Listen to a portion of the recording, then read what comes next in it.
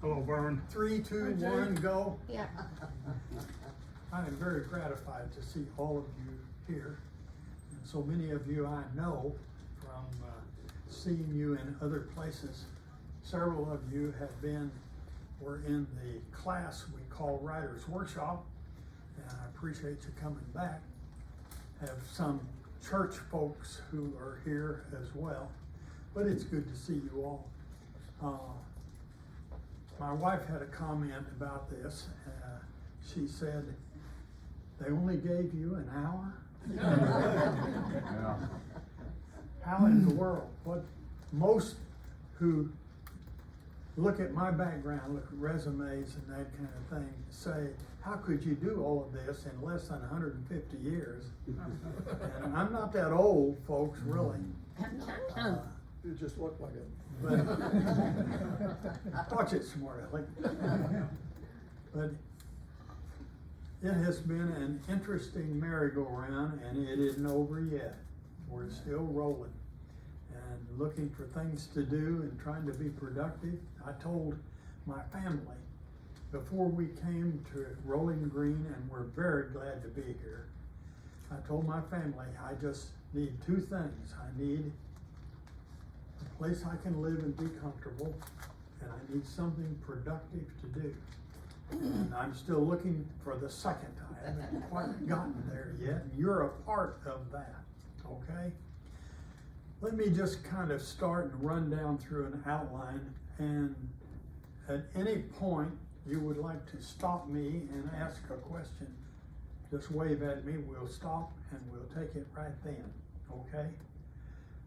And I hate it that you're way over there. We might sneak out early for our other class. Well, now that's what Amy told me, she was gonna sneak out early. I've had all kinds of people that when I talked before make excuses so that they could leave at an earlier time. I'm gonna talk about my family for just a few minutes, okay? I have been married twice. I'm the only person that you probably have ever met who had a 60-year marriage and then got married again.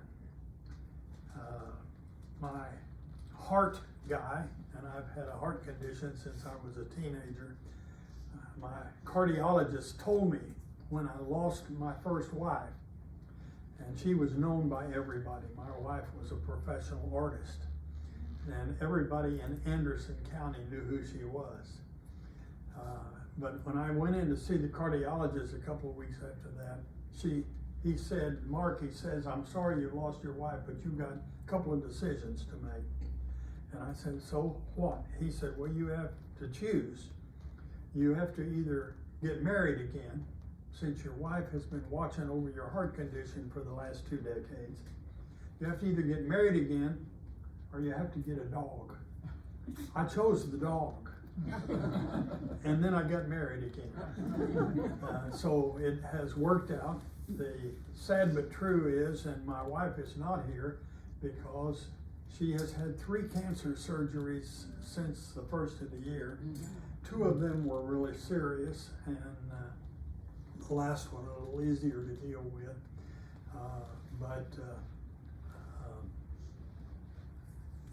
I've had several talk about singing in the choir and doing other kinds of things and so on.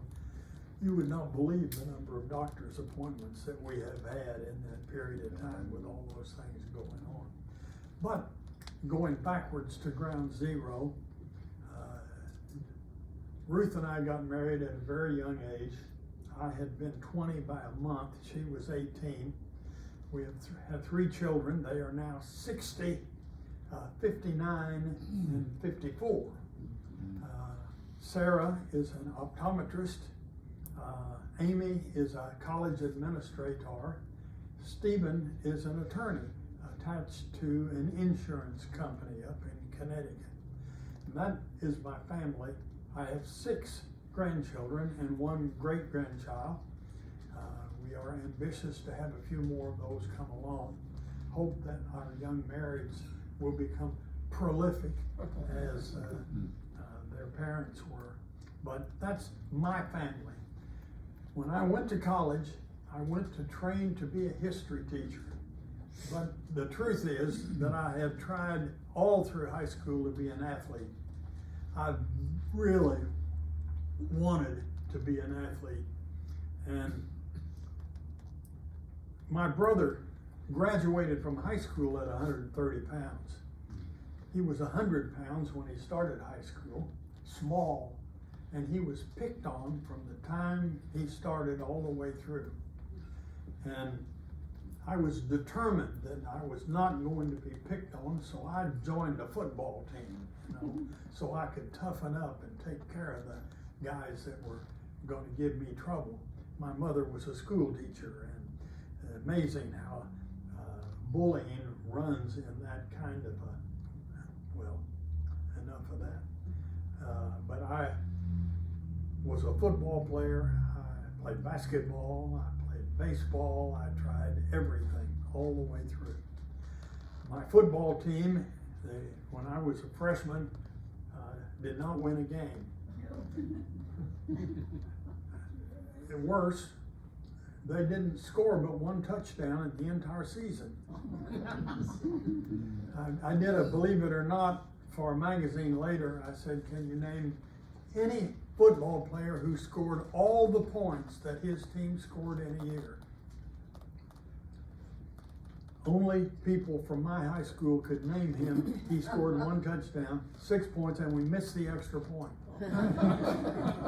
But 4 years later, we had an undefeated team. And we had one of only 2 undefeated teams in the state of Missouri. And my school was the smallest school in the state of Missouri that played football.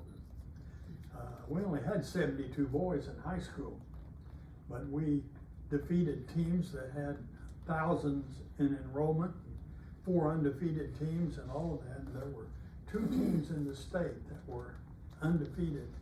And some of you who know a little something about St. Louis Cardinal baseball, I was a real devotee for years. But the 2 stars on CBC in St. Louis, the other undefeated team, was Mike Shannon, who played third base for the Cardinals for years and then became an announcer, and Dickie Musial. Do you know that last name? Stan. His father was Stan Musial, and Dickie was the running back, and Mike Shannon was the quarterback, and they were undefeated too. And then they searched around for naming an all-state team, and they thought it would be a really good idea if they had at least one representative from each of the 2 undefeated teams. I never was born 5'8" and 166 pounds in my playing time, but this almost non-athlete ended up in that role. That was my playing career. The coach in basketball and baseball always said the same thing about me. Hopkins, you run too long in one place. The truth is, I was small, but I was slow. And it is just simply the way it was. That was my career. And like some others in this group, I became a bowler. Yes, you did, didn't you? This is Miss New York Bowler of the Year, going back, what, 4 or 5 years? 4 or 5 years. But I became a bowler, and I did that primarily because bowling is something you don't have to chase down. They don't throw the ball at you at 100 miles an hour. It just sits there till you pick it up and do something with it. And so even slow folks can do something with that. Anyway, I played and I was fairly successful, but then I coached, and I did that for 10 years. And in coaching, we were always successful. I coached in high school, then got picked up by a college team in Iowa, and I coached in college.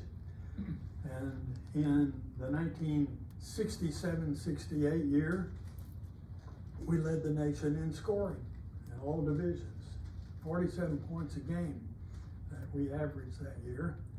And it changed my life because I was invited to speak at the National Coaches Convention, and I went out to Los Angeles to do that. And after it was over, a fellow by the name of Dan Devine came up to me. Any of you remember that name? Yep.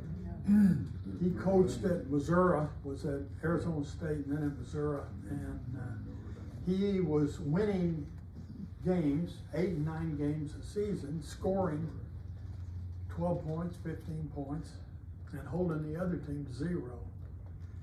And he thought he needed to do something to put a shot in the arm in his offense. And he said, I want you to come and be an assistant coach at the University of Missouri. And I want you to teach us how to score 47 points a game.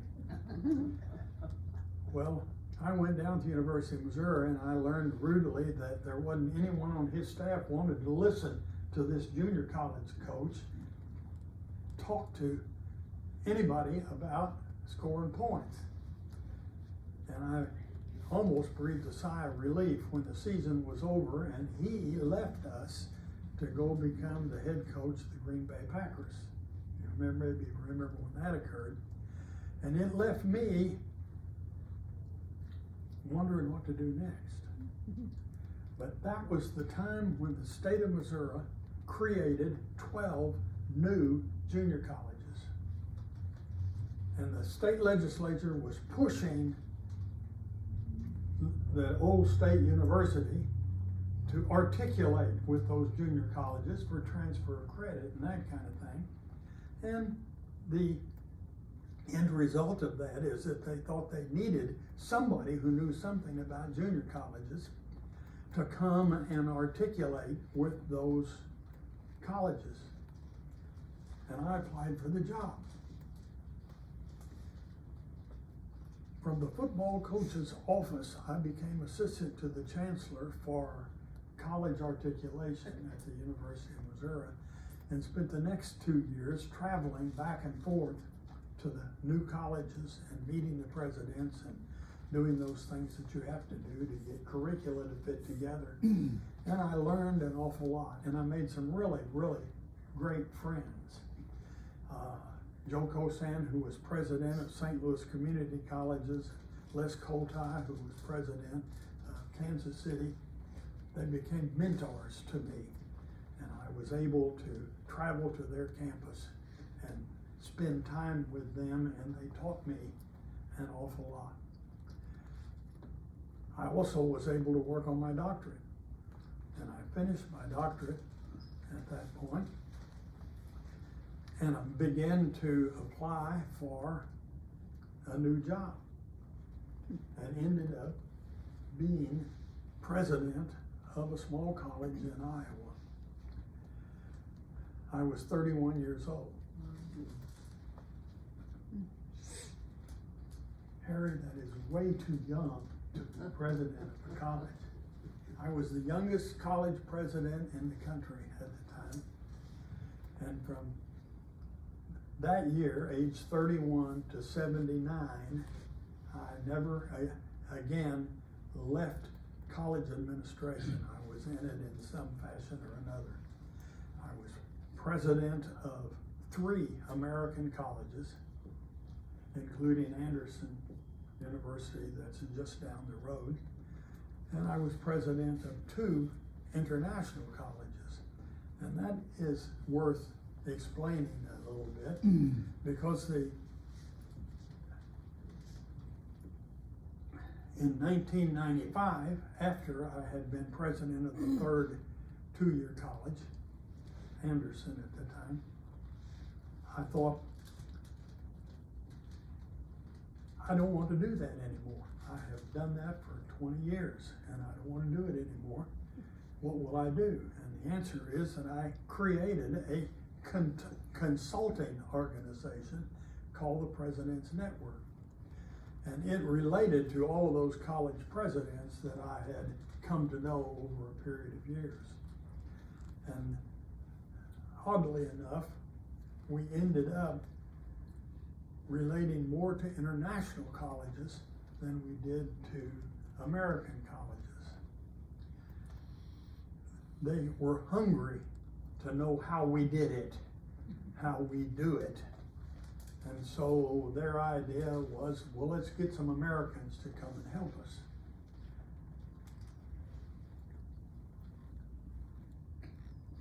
The major one that occurred from the little country of Sri Lanka, which is the island teardrop off of India, out into the Indian Ocean.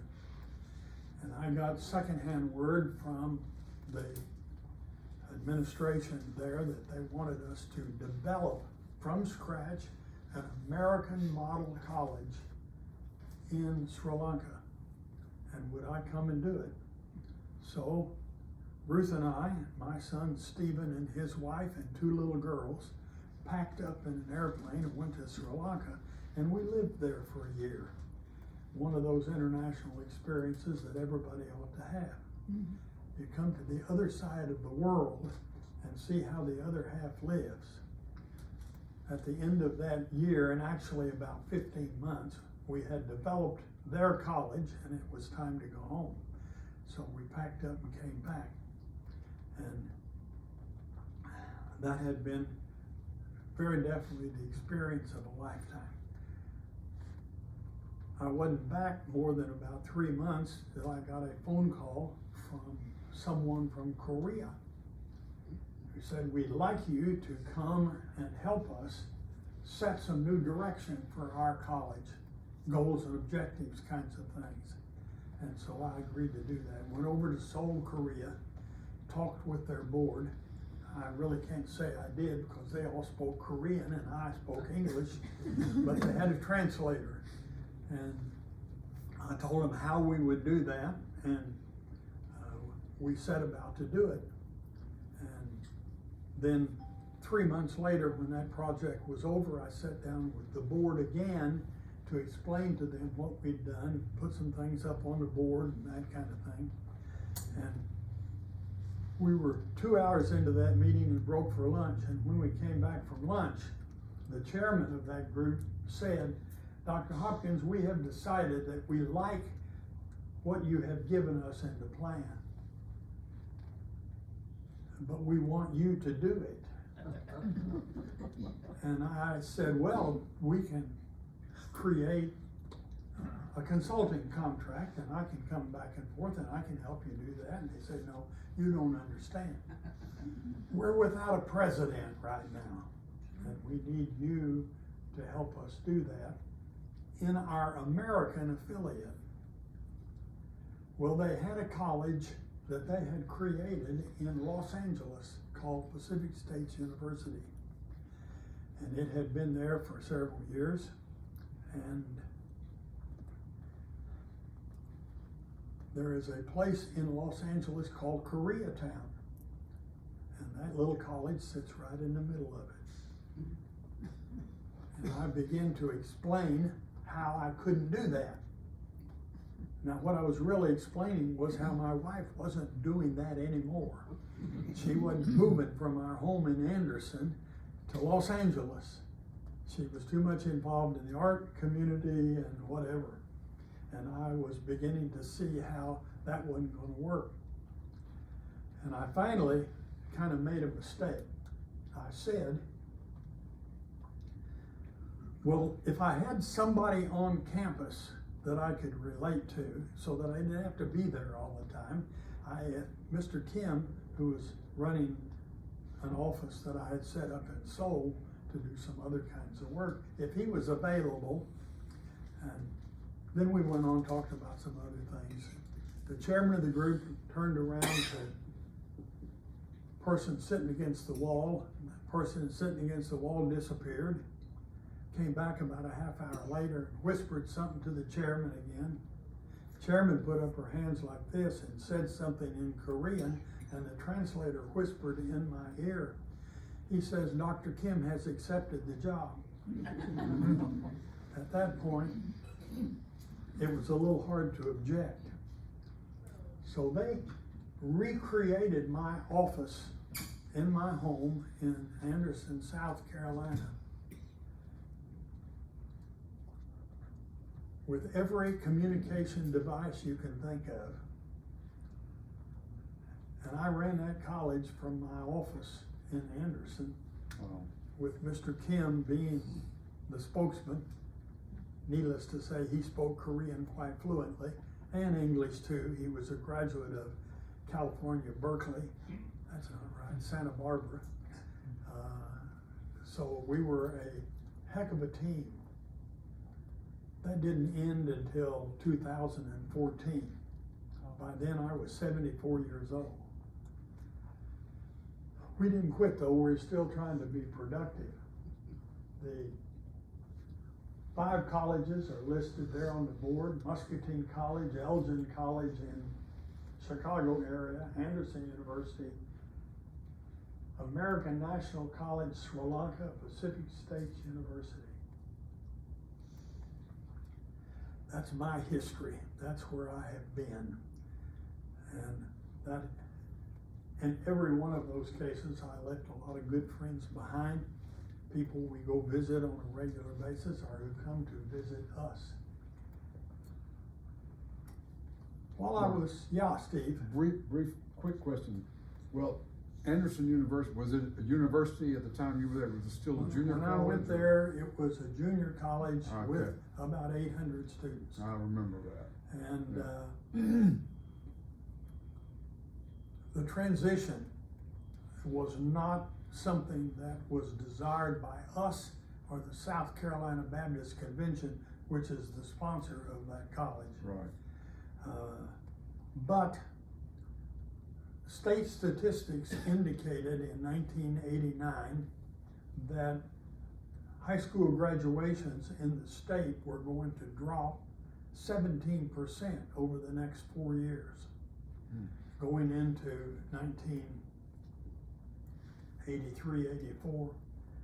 And we looked at that, and our enrollment at Anderson had always fluctuated with state graduation. Also, they had created vocational schools all over the state, and they were a little ahead of us in their thinking, in that they said,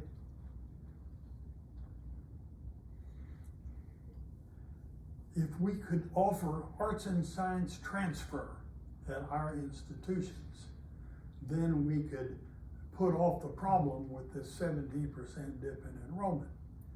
Well, what that meant was, since we were an arts and science transfer school, it meant that they were coming into our territory and they hadn't been there before. So we knew we were fated to lose 17% of our students over 4 years. What we didn't know was the effect of the 2-year colleges offering our curricula. So then we had a problem. Shall we cut back significantly, or shall we see if we can mount an effort to go forward into the 4-year range and have 4 years instead of 2? And the chief problem with that was the South Carolina Baptist Convention, which basically had accepted requests from 2 previous presidents to go 4-year, and it turned them down both times. There was also something brewing from behind the scenes at the time, and that was that Furman University was talking about getting out of the Baptist circle and going independent. Most of us didn't know that, but behind the scenes, the leadership and the convention knew that, knew what they were doing. And I don't know how much that helped us. I suspect it was significant, but we made the case to the executive committee. It's about 20 members large. I visited 2/3 of those before we ever had the meeting. I made my case to them, and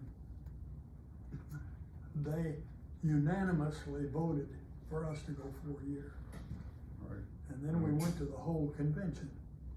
I have not forgotten that I stood in front of 2,000 people at the state and basically said, ladies and gentlemen, we intend to go back to our future. Anderson College was started as a four-year college. We're going to go back to our future. And when I said that, a significant portion of the people booed. They were not happy about that. That didn't slow us down. We went ahead and did it. Today, Anderson College is the largest private college in the state of South Carolina. Yep. That's over 4,000 students. And it's a great school. It's a great school too. We made the right decision and were able to hold things together through the tough times, because transition is exceedingly expensive, raising up money and so on to be Right. able to do that. But now then, they are, how do we say, meeting the challenge for the upstate. Yes, sir. Sure are. 67% of their students come from Southern Baptist homes. 33% do not. When I first came there, what time is it, Harry? 227. 2:27. You got plenty I'm of trying time. to decide if I'm gonna tell this story or not. I'm gonna tell We'll have it. a second session. We'll just come back next week. Okay, I'm gonna tell this story, and then you all promptly forget it, okay? When I first came there, virtually every student who was with us actually wanted to go to Clemson, not to Anderson College. Oh, yeah. And they came there because Mama and Dad wanted them to have a couple more years of Baptist before they got to Sin City. Yep. Or they didn't qualify academically to go there. Well, what happened, and I picked it up quickly, our campus emptied out on the weekends, especially football weekends. It emptied out. Our kids either went home or they went to Clemson. And they're up there over Friday, Saturday, Sunday, out to the fraternities, staying in the dorms with their friends from home and so on. And then they would come back Sunday afternoon. And there's a rule at Anderson College, still there, no alcoholic beverages on campus. So you can't come rolling in there with several beer cans in your car and not get in trouble. And they knew that. So they'd get close to the campus and they'd stop and dump the beer cans out on the side of the road. Well, my son was 13, 14 years of age at the time, and I'd get him and we'd go out in the car on Sunday afternoon after we got 2 or 3 phone calls from people complaining, and we'd pick up beer cans off the side of the road and out of the yards and so on around in the area, and take them back and put them in the big containers behind the house. And I thought, okay, we're handling that. That's okay. We can't stop it. We'll handle it. And then one day I was out in back, and the big truck that hauls trash away came up in front, and an old soldier, black fella, probably been doing this 30 years, came out there with a big thing on a roller to empty our trash, which was full of beer cans. And it just hit me, what must that guy think? All those beer cans behind the president's house. What must he think? And I said, sir, you know this is Anderson College? Yes, sir. I said, you know we can't have alcoholic beverages on campus. I said, what do you think when you come out here and there are all these beer cans? He said, sir, you business is you business. I thought that was a great answer. Now, I've been gone from there for a long time, and the campus is not now full of people who want to go to Clemson. They come to Anderson for a 4-year program, and they have Yeah. second to none, the best music, speech, drama program in the state of South Carolina, along with a lot of other things. But that is a classic. How many of you have been to Senior Follies? 3, 4, 5, okay. Now, this is a certain amount of self-identification, but in 1989, I started Senior Follies on the campus. I was off at a convention, and a lady grabbed me that I had worked for me before, and she said, "Come on, we're gonna go hear our students. They're doing performing over here at this venue." So I went with her, and I watched students from Bemidji College in Minnesota doing what I never even thought about. And I went back home and I thought to myself, if they can do that, we can do that. So I got my fine arts guy and my music chairman, and I said, we can do this. This is the kind of thing we can do in Anderson. We've got a lot of talent here. And they both were convinced that it could not be done. So a week or two passed. I called the lady that had introduced me to that. And she said, well, our group is doing their spring performance next week. And light bulb went on in my brain, and I thought, okay, I'm sending those two guys up there to see it. They'll get a different perspective. So they flew into Minneapolis and had to drive, I don't know, 4 hours or something to get to Bemidji. And they were there through the show and all that, and then they came back and had a meeting, and they came back. I said, well, how'd it go? I said, well, it was really fun, and we really liked it, but we can't do that.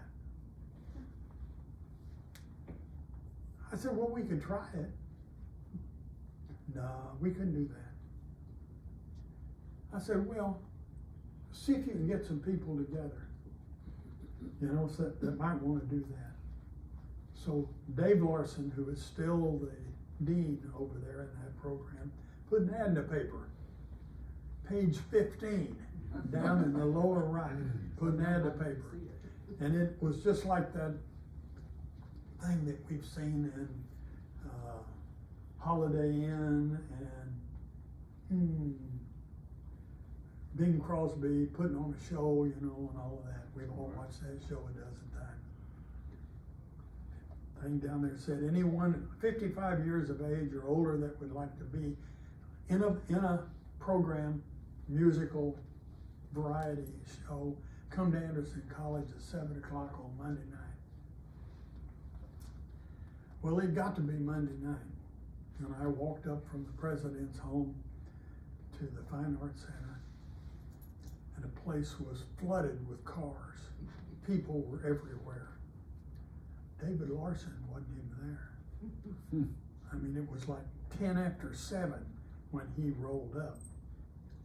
And I said, David, I said, you got a program going right here. 79 people showed up that night. Senior Follies was born. Wow. It has run now for 35 years. Wow. And it's still going. And if you haven't been, you ought to go, because it is special. When we first started, we had 13 professionals, USO. We had a lady who had sung for King George in England and Harry Truman in the US. Wow. We had individuals that had been on Broadway. We had a lady who danced with the Rockettes. They just came from anywhere and everywhere. Then we had a whole bunch of church choir singers and so on that filled in here and there. And it was one fun thing to do.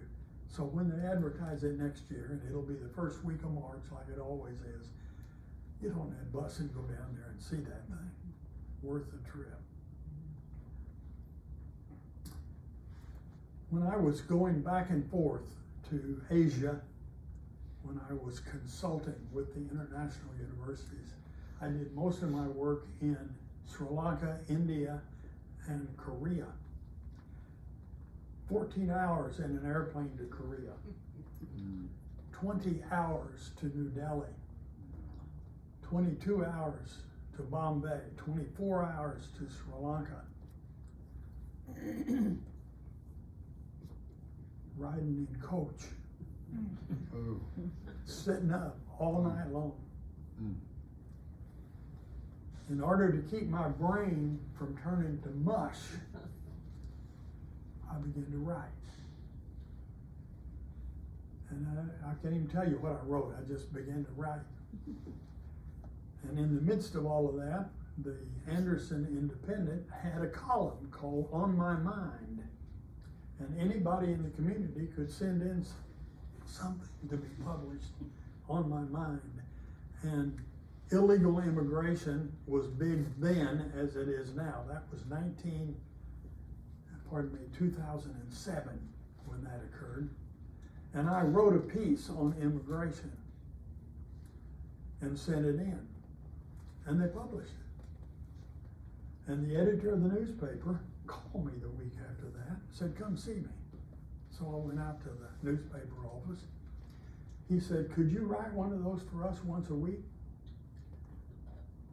And I said, let me think about it. And I went home, sat down with my wife, and I said, it sounds like fun, but I don't think I could do that week after week after week. I don't have enough of that in me. She said, oh, sure you do, you're full of stories. And so I took on the job and I began writing for the Anderson Independent once a week, just a column. And about 6 weeks later, I got a phone call one night from a lady who said, I'm from the Scripps newspapers. Some of you know who those folks are. They're gone now, but they were there then. They had 75 newspapers spread out over the country, but about 20 of them were Southern.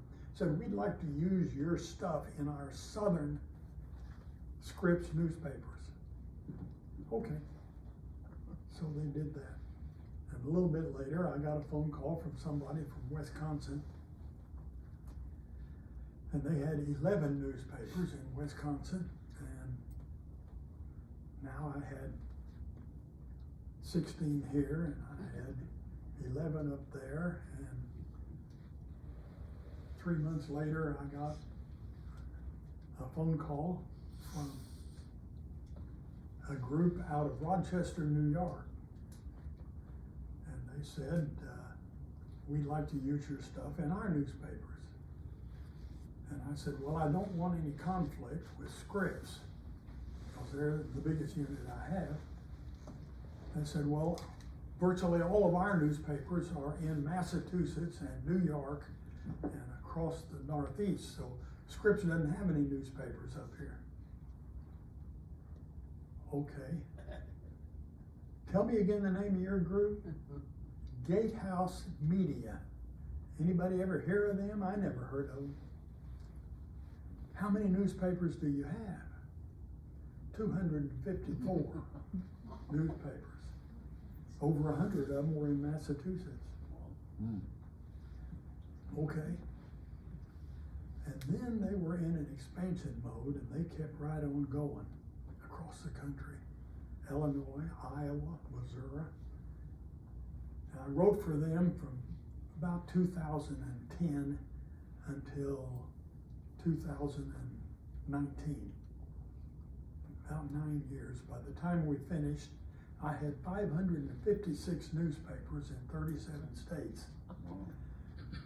And believe me, the most exciting time in my week, that thing was published every Sunday, and on Monday I began to get emails. Mm-hmm. And usually I'd get somewhere between 20 and 35 emails from people who wanted to talk about something I had written. Most of the time they were being positive, sometimes not. The best education that I got was when I wrote a series on gun control. Oh, It took me 6 weeks to respond to the emails on the first gun control thing I put out.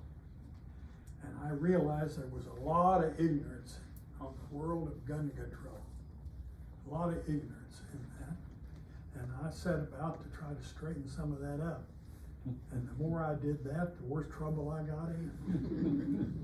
It was something.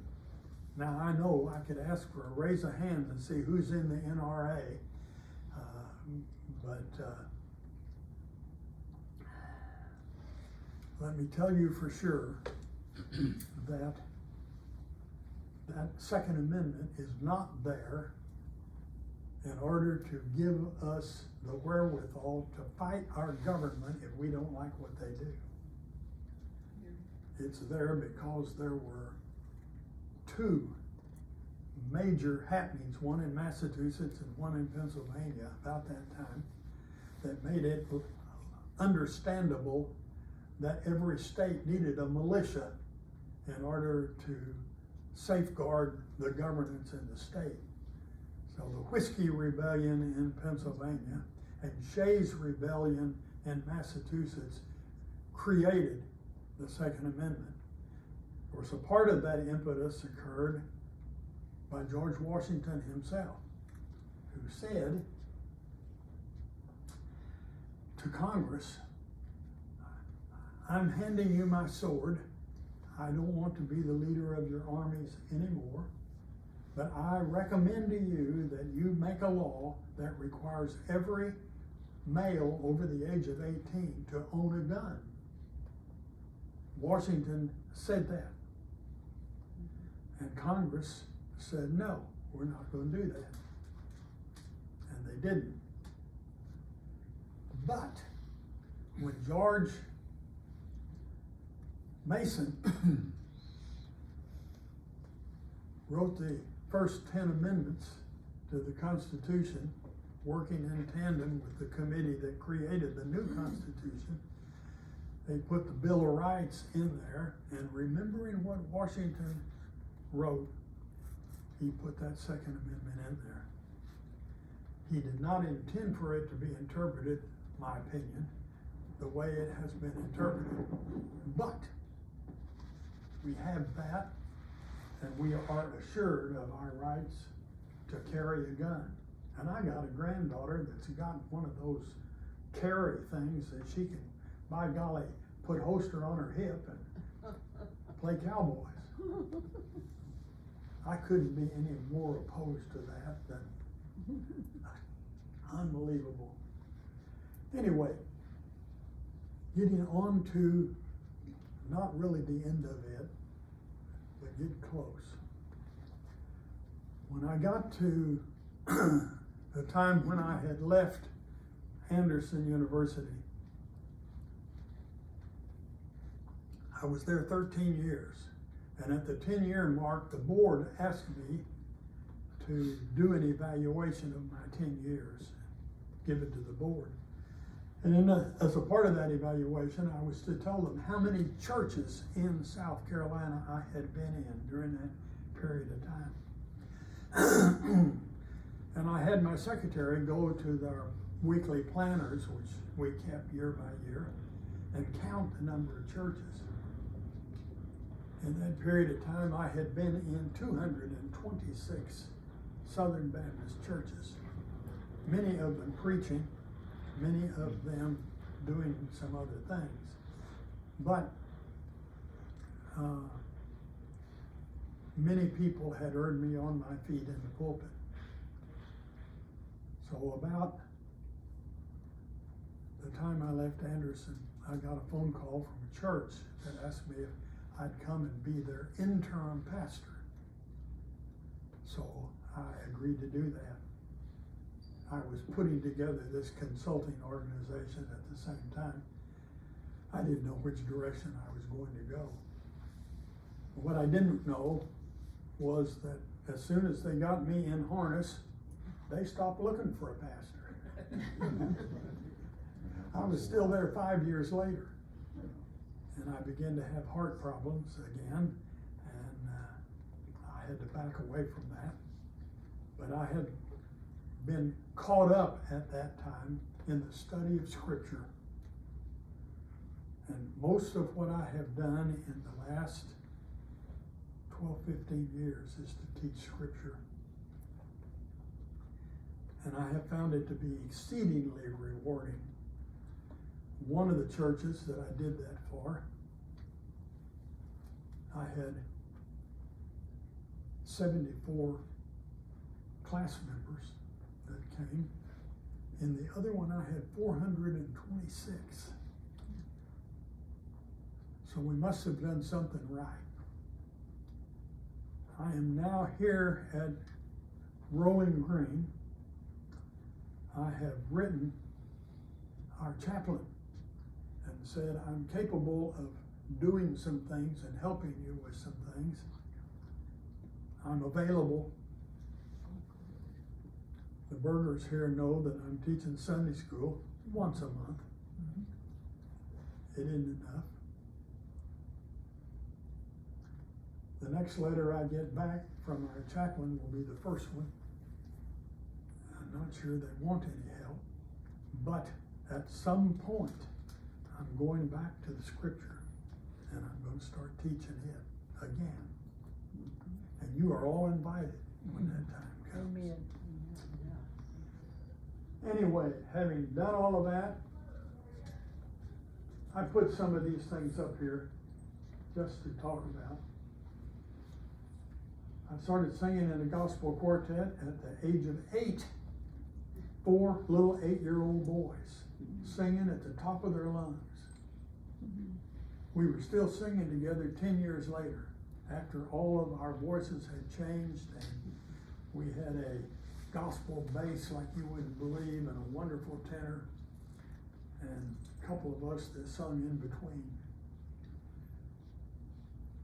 I have sung in a gospel quartet right up until I came here. The last group I was in called itself the Grandfathers. We told the director of the church we didn't want to sing anything written in the last 50 years. And he did his best to comply with that. I put ADHD up here because I was afflicted with ADHD. You know what that is? Attention deficit. I was afflicted with that through until I was in my 20s. When I was 2 years old, playing in the swimming pool, I fractured my skull. And it about killed me. And I don't know if that precipitated the ADHD, but I found out with some kind of research that 1 in 6 boys has ADHD, and 1 in 12 girls has ADHD. And what it does to you is it makes it almost impossible for you to concentrate.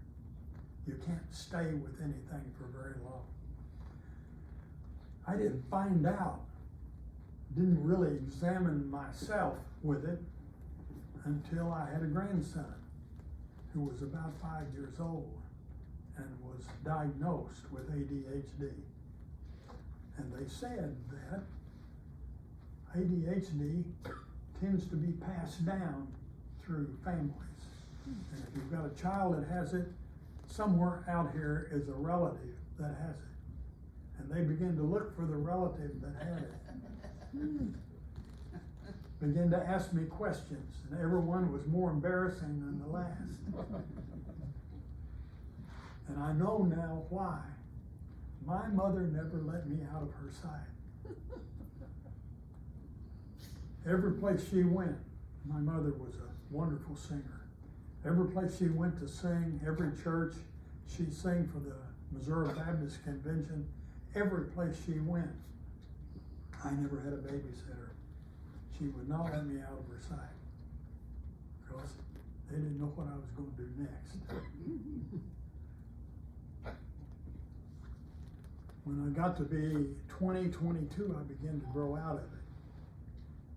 And I shudder to think sometimes in terms of what I've done over the years, if I had stopped at any point and not been able to go on with my education and so on, like so many others did. But ADHD is devastating, very difficult to deal with, hard to handle. And I remember now, looking back, all the symptoms that were there that I didn't know at the time. Well, they didn't even know what ADHD was until the 1980s. By then, I'm 50 years old. Nobody tests a 50-year-old for ADHD. Somebody said, do you still have symptoms? I have to honestly say, my wife says I do. Anyway, the 25-4-1 that is up there, that was the record of my college football team. 3 years of coaching college before I went back to the University of Missouri.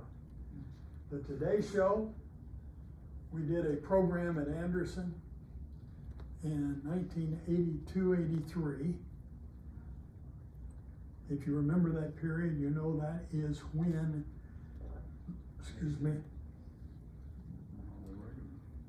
the whole nation was beset with 10% unemployment. Anderson County was 14%. And we put together a program called CEU, College Education for the Unemployed, and advertised it in the newspaper, and 200 local folks showed up, and we tested them and worked with them. We couldn't enroll all those folks, but we found homes for them at Tri-County Tech and other places, and we enrolled about 100 of them, free of charge to them. They only had to apply for all the government programs that are available. And folks, the government has a ton of money that they give to people who are unemployed. We made about $120,000 with that program and bought 40 computers and created a computer lab out of that. It was a wonderful thing for us to do. But U.S. News and World Report picked that up, Time Magazine picked it up, legislature in Massachusetts sent out a directive to all of their colleges to do the same thing. We were coast to coast, people calling us up and saying, how'd you do that? Today Show called and said, come, we want to interview you. So we flew in. Jane Pauley interviewed me. That was an experience of its own. Not bad. Are you ready for this story? They bring us in, sat down. Jane Pauley comes in. She has on a dress that some of you ladies wear sometimes. It's like a sweater dress, goes all the way to the floor. Any of you have one of those? And the guy came up with the thing on for the sound, and he looked at Jane and looked at this thing, and he said, Jane, you did it again. And she said, oh my gosh, I forgot. Now I had already counted 17 men around the room, up on ladders and all this. And I watched as he snaked this thing through the hem of her dress all the way up and out the neck and attached it right here. Me and 17 men, all of us watching what they were doing. Jane Pauley, and we had our thing. The Martin Luther King piece was a part of the consulting thing from the President's Network. We were raising money and doing it very well, and they were trying to build the Martin Luther King Center in Atlanta. And I got one of those fateful phone calls that said, could you meet with us? And so I did. And they said, we need someone to give us direction for fundraising for our building. And so I took that on and ended up spending weekends in Atlanta and trying to go through. How many of you have been to the Martin Luther King Center in Atlanta? I have one. You all get down there. Jeez. It's an amazing place. But $5 million, the enabling amount of money that it took to get that place started, was what we raised in that effort. It took us about 6 months to get that done. And that was my contribution to Martin Luther King and Coretta Scott King. The little sidelight on that. How's my time, partner? 2:56, 4 minutes. 4 minutes. Here's a 4-minute story. Between stopping that, I left Anderson College and I began Elgin College and began being president of Anderson. And we'd only been there just a few weeks, and we had friends, kids' friends, coming in on the airplane in Atlanta. And I got in the car to go down to Atlanta and pick them up at the airport. Took Stephen along, 13 years old. Stephen was the smallest kid in his class. He must have been about 4'9" at that point. Thought I'd take him by the Martin Luther King Center and show him what I'd been working on. When we got there, there was no place to park. That place was a madhouse of people. They were having International Day, and the embassies in Washington had emptied out to Atlanta. Everybody we looked at had African garb on, and and all of that. And we finally parked a couple blocks away and walked in and came up to the edge, and down in the lower area around where the water runs, Coretta Scott King, was making a speech. Now, Coretta Scott King, one of the worst speech makers I ever heard. All over the place. Doesn't make any difference. Everybody wanted to hear what she had to say. She could tell civil rights stories forever. Up on the top was a circle of blocks around a tree that they had left up. And I picked Stephen up and put him up on that set of blocks so he could see. And then we stood and listened to her talk. And finally, she stopped talking. Everything went silent. And I heard her say over the microphone, "Mr. Davis," who was the director of the center at the time, "Dr. Hopkins is here." She picked me out of the crowd up there. And she came out from around that lectern and walked through the people. They parted like the Red Sea. She came up through there, climbed up those steps up to me, grabbed me, and kissed me. And I looked past her shoulder at my son, whose eyes were That was a 4-minute story. Thank you all for coming. We appreciate you coming. Well, just a couple quick questions. Back to Dan Devine. Yeah, Now, he coached at Notre Dame at some point in his career, so, but you say he went from Missouri to the Green Bay Packers? to Green Bay Packers. Then he came back to Notre Dame. Okay. At least that's the way I remember. I think you're right, 'cause I know that he was coaching when they, He was not too happy at Green Bay. well, he was coaching Notre Dame when they played in Clemson back in the day. Yeah, and another, yeah, go ahead. Let's see, what was my other question? I don't remember that one, I forgot it, so Well, you're old. I am. Yeah. At any rate, thank you very much, it's been, Yeah, Jake. When you started writing stories, did you have sort of a central thread of items that you touched on? I'm a history guy. I trained in college to teach history. I love it. I think you and me could have a long conversation about that. But the thing that started me writing, first of all, I was doing editorials for newspapers from 2007 on.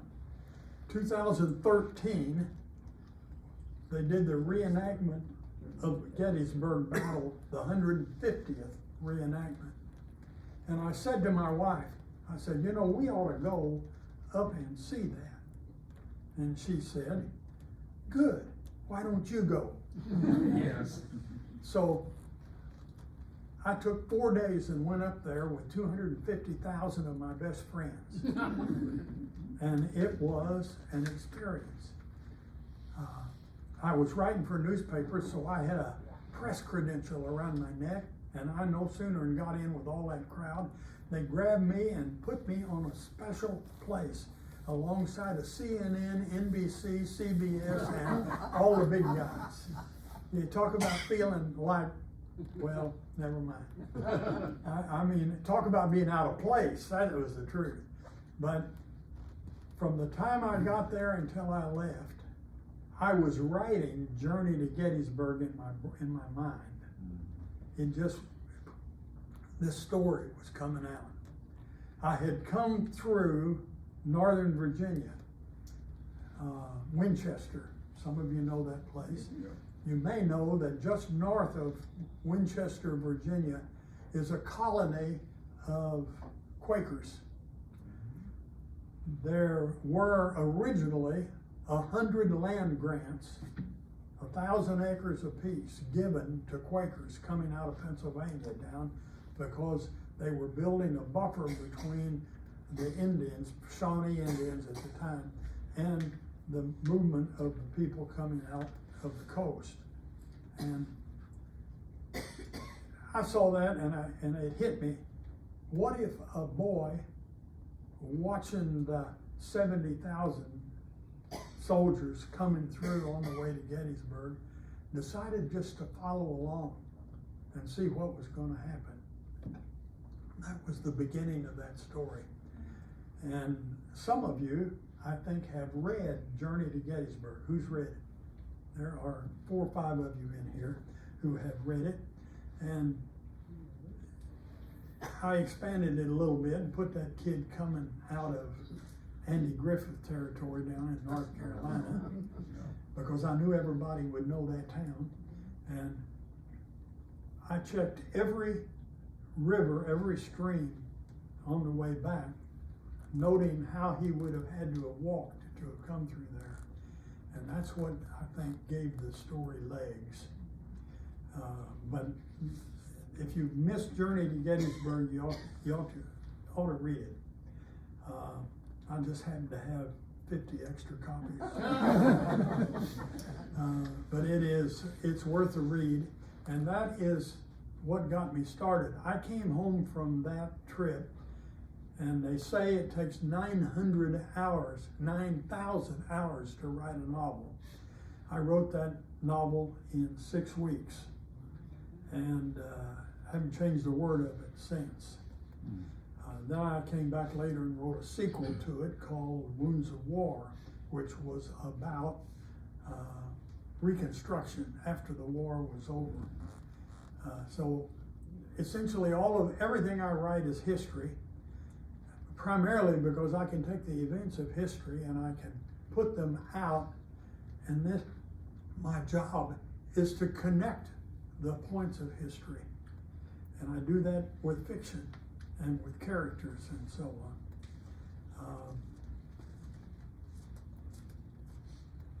Yes, sir. If I may just share,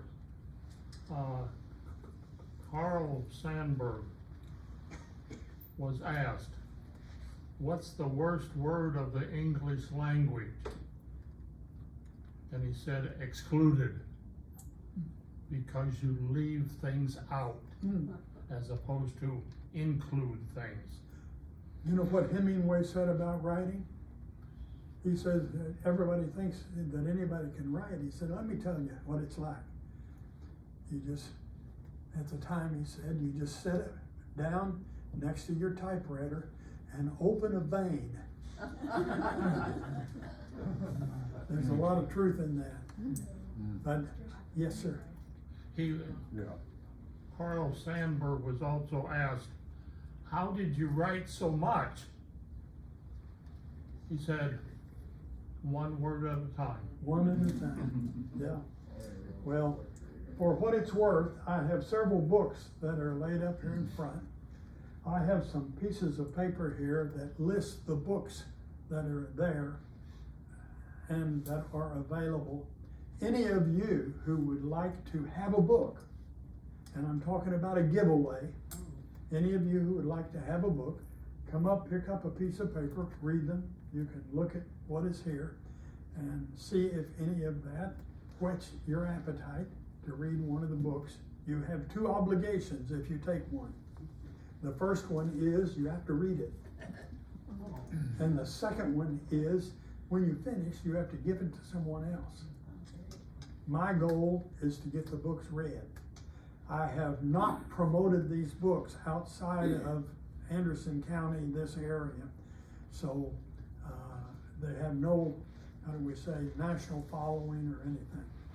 And yet, I'm getting calls from publishers at this point wanting to republish the books and promote them because some of them have caught on.